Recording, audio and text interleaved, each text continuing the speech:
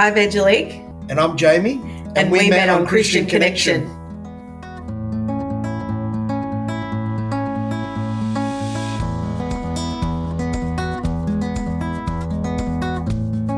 I have been single for quite a long time. It was definitely outside of my comfort zone. I like to meet people in person, but I was at a point where I was like, look, I've sort of tried everything. The insistence and encouragement of my best friend made me join. I've been single for a long time as well. Friends were encouraging me to give it a crack, and I'm not technology savvy. Being a Christian network that really stood out and appealed to me more. So I really wanted to find a godly woman, which I have, and someone that loved Jesus like I did. So yeah.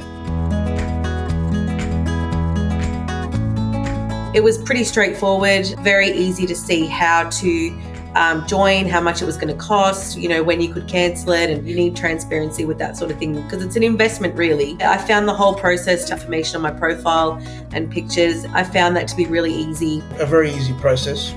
Doesn't take long at all. The key is just to be really honest and just put yourself out there.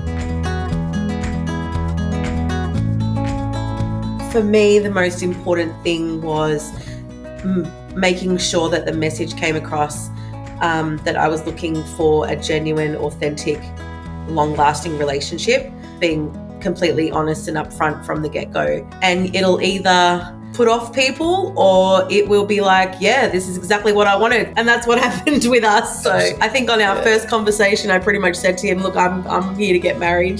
That's pretty much it. Transparency and honesty, no mucking around. So I was looking for that long-term serious relationship. We both wanted to settle down. We talked about starting a family. Above all else, someone that loved the Lord.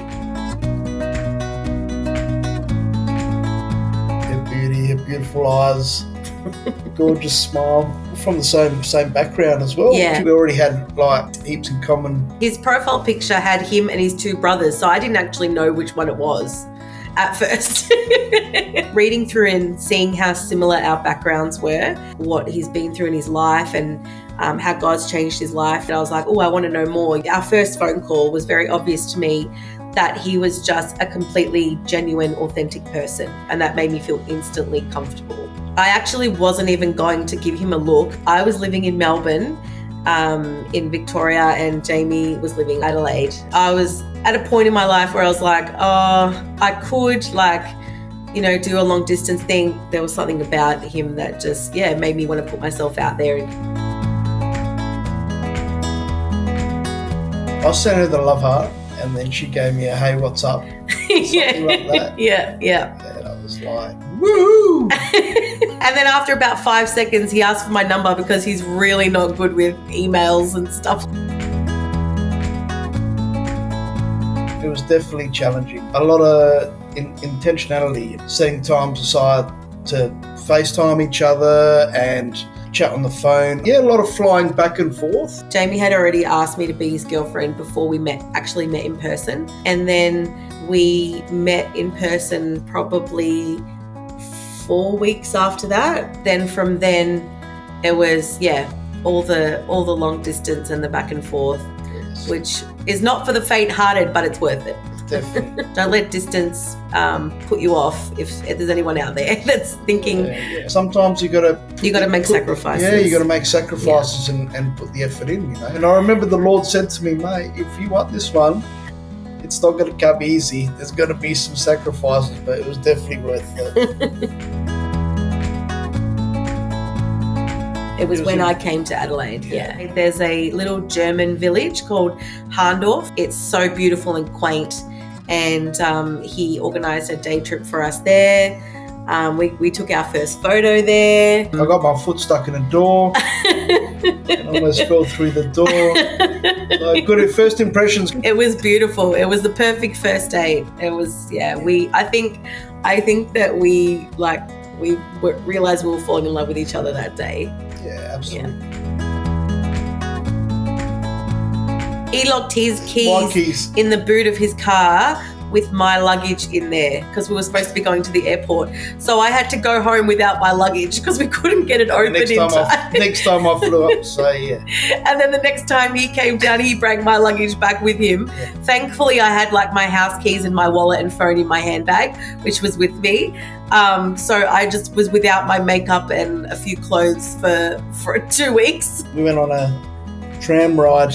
There was a door where I got my foot stuck in it and almost fell through the window. That was on a second or third date. Yeah. Praise Jesus, she's still with me. Both of us are probably we're realizing now that we're both pretty clumsy. Yeah. So we have a little saying now, like when it happens to one of us, it's like it's gonna either be you or me.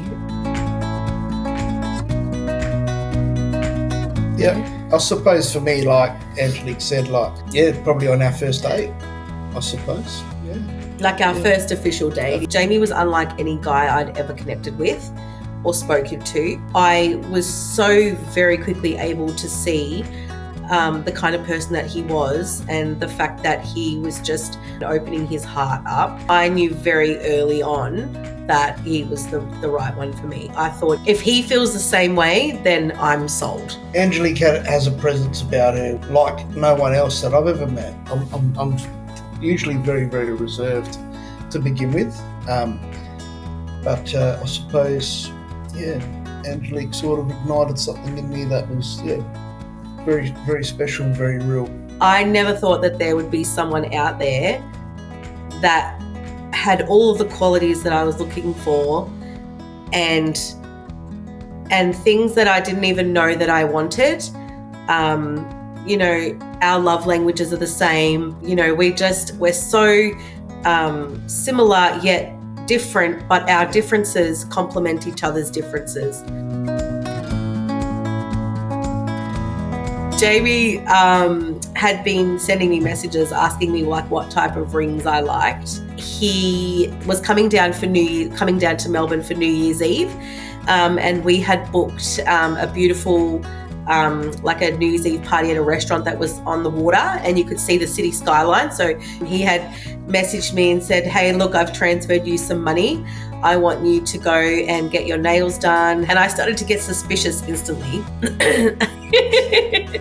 And all my girlfriends were telling me, "That's it, he's going to propose to you." And so I started to get a little bit nervous and I rang him and he was still in the car and I said, where are you? And he said, "I'm on my way to the airport." I misread my boarding time. So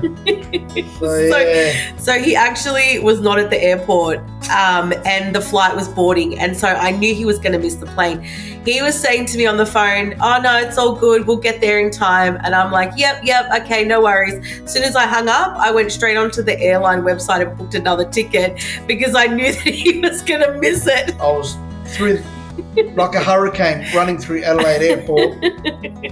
Yeah. And he missed the flight, and then he rang me and he's like, and he was so upset and he's like, "I've just missed my flight." And I'm like, "Yeah, I know. So you just need to go down to gate, like whatever gate it was, and I've booked you the next one to leave." And then he took me up there right before midnight and he proposed down on one knee.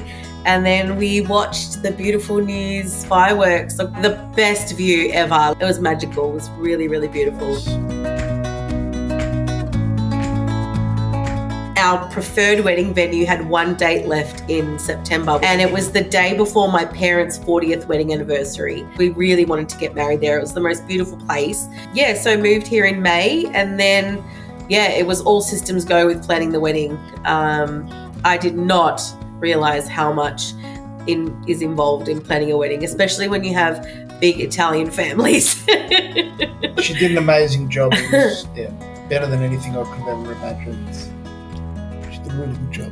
We were really happy with everything, and we were just having so much fun. Food is really important for any Italian family. And entertainment. And entertainment. All of the meals came out on big platters and everyone on the tables helped themselves, like a big family meal. We wanted people to feel like they were part of our family and just enjoying the celebration, and we were just thrilled. We had Jamie's godfather is plays the piano accordion, so he entertained our guests during the canapes.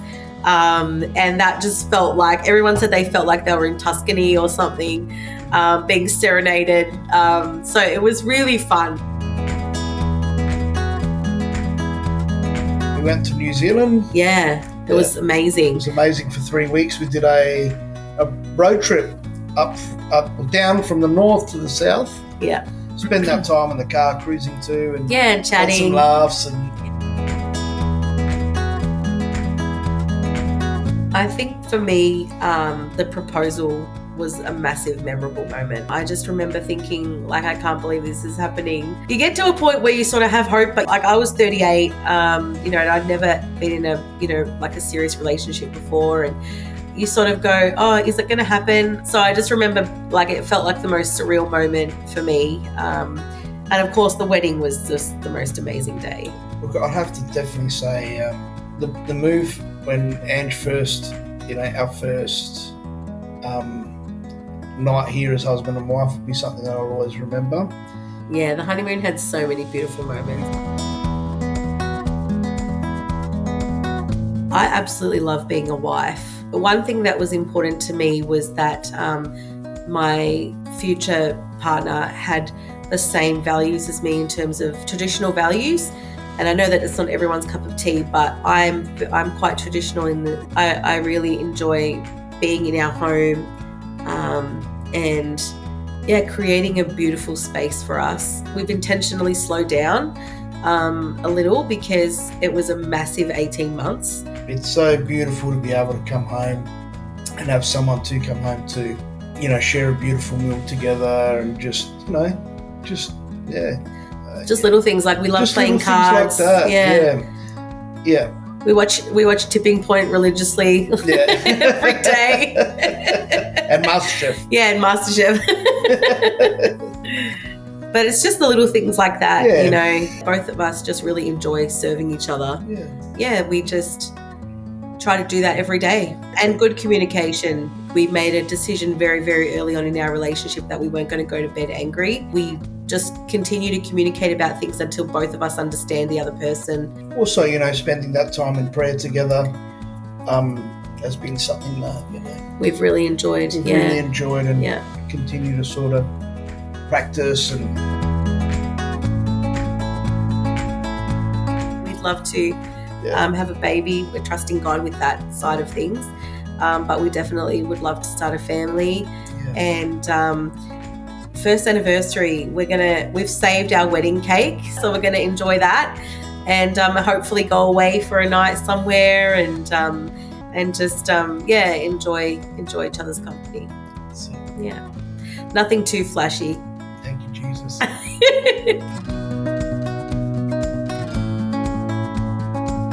Be open, be honest, be brave, get yourself out there.